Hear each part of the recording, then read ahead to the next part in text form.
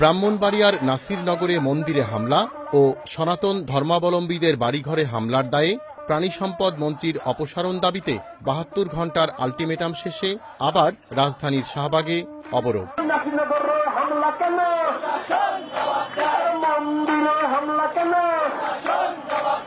দাবি পূরণে সরকারের নীরবতায় ক্ষোভ প্রকাশ করে ছাত্ররা। সংহতি জানাতে শাহবাগে আসেন বিশিষ্ট নাগরিকরা। আজকে আমরা সংখ্যালঘু মন্ত্রণালয় চাই, জাতীয় সংখ্যালঘু কমিশন চাই। আসেন ঢাকা বিশ্ববিদ্যালয়ের উপাচার্য।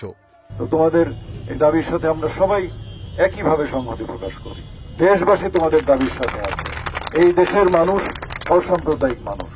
মুক্তিযুদ্ধের ৯ মাসে দেশের ৩০ লক্ষ মানুষ জীবন দিয়ে গেছেন। সেই ৩০ লক্ষ মানুষের মাঝে কে হিন্দু, কে মুসলমান, কে বৌদ্ধ, কে খ্রিস্টান, কে উপজাতি, কে আদিবাসী, এগুলো দেখার কোনো প্রয়োজন পড়ে না।